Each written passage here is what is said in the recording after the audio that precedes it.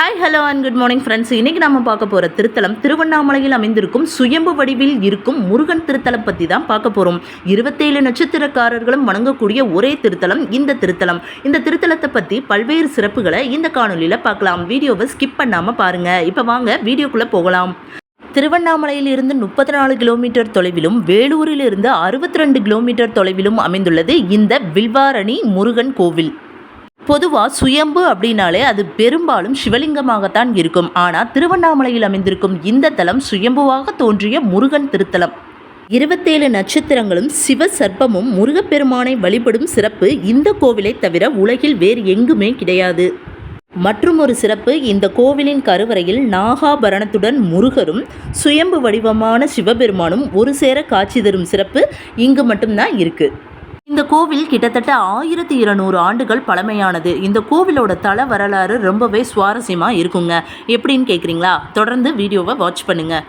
வேல் அப்படின்னாலே முருகப்பெருமானுடைய ஆயுதம், அது நம்ம எல்லாருக்குமே தெரியும். அப்படி வேல் விளையாட்டில் சிறந்த முருகப்பெருமான் ஒரு நாள் வாழைப்பந்தல் அப்படின்ற இடத்திலிருந்து அம்பு எய்கிறாரு. அது அங்கிருந்த பர்வதமலையில் தவம் செய்து கொண்டிருந்த சப்த ரிஷிகளின் தலையை துண்டித்து விடுகிறது. இதனால் ரத்தம் பெருக்கெடுத்து ஓடுவதால் அன்றைய செய் நதிக்கு சிவப்பு நதி என்ற பெயர் உண்டாயிற்று. இந்த காரணத்தினால் முருகப்பெருமானுக்கு பிரம்மஹத்தி தோஷம் பிடிக்கிறது. இதை அறிந்த பார்வதி முருகனிடம் வடகரையில் 7 சிவலிங்கத்தையும் இடகரையில் 7 சிவலிங்கத்தையும் பிரதிஷ்டை செய்து ஒரு மண்டல பூஜை நடத்துமாறு கூறுகிறார். அதை கேட்டு முருகப்பெருமானும் அப்படியே செய்ய அவருடைய பிரம்மஹத்தி தோஷம் நிவர்த்தி அடைகிறது. இது ஒரு புறம் இருக்க, மற்றொரு புறம் 2 சிவாச்சாரியர்கள் வருடம் ஆடி கிருத்திகைக்கு திருத்தணி முருகனை போய் வழிபடுவதை வழக்கமாக வைத்திருக்கிறார்கள். ஒரு முறை அவர்களால் திருத்தணிக்கு செல்ல முடியவில்லை. அப்பொழுது அவர்களோட 2 பேர் கனவிலையும் முருகப்பெருமான் தோன்றி, நீ திருத்தணி வர முடியவில்லை என்றால் என்ன, வில்வாரணி இடத்தில் நான் சுயம்புவாக வீற்றிருக்கிறேன். சூரியனும் சந்திரனும் உள்ளவரை 27 நட்சத்திரங்களும் நாகமும் நித்தமும் என்னை பூஜிக்கின்றன. எனவே நட்சத்திரகிரி மலையின் அடிவாரத்தில் அமைந்திருக்கும் சந்திர புஷ்பகரணி சுனையில் இருந்து நாகம் உங்களுக்கு வழிகாட்டும். அதன் வழிபடி சென்று நீங்கள் என்னை வழிபடுங்கள் என்று முருகன் கனவில் கூறுகிறார். அதை கேட்டு அவர்கள் திடுக்கிட்டு எழுகிறார்கள். மறுநாள் காலை எழுந்து பிரம்ம முகூர்த்தத்தில் முருகன் கனவில் சொன்ன இடத்திற்கு சென்று பார்க்கும் பொழுது நாகம் வழிகாட்டுகிறது. அப்பொழுது சப்பாத்தி கள்ளிக்குள் முருகன் சுயம்புவாக காட்சியளிக்கிறார். முருகனே அருள் காட்சியளித்த நட்சத்திரகிரி கோவிலில் சித்திரை பிறப்பு பால்குட அபிஷேகம் நடைபெறுகிறது.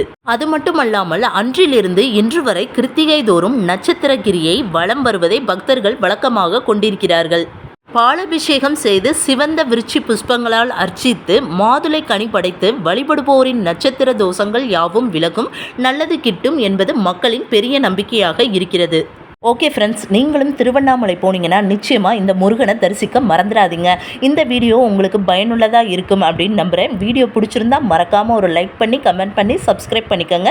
கூடவே பெல் ஐக்கானையும் கிளிக் பண்ணுங்கள். அப்போ தான் என்னுடைய எல்லா வீடியோவும் உங்களுக்கு உடனுக்குடனே நோட்டிஃபிகேஷனில் வரும். அது மட்டும் இல்லாமல் என்னோடய பிளேலிஸ்ட்டை மறக்காமல் செக் பண்ணுங்கள். தேங்க்ஸ் ஃபார் வாட்சிங்.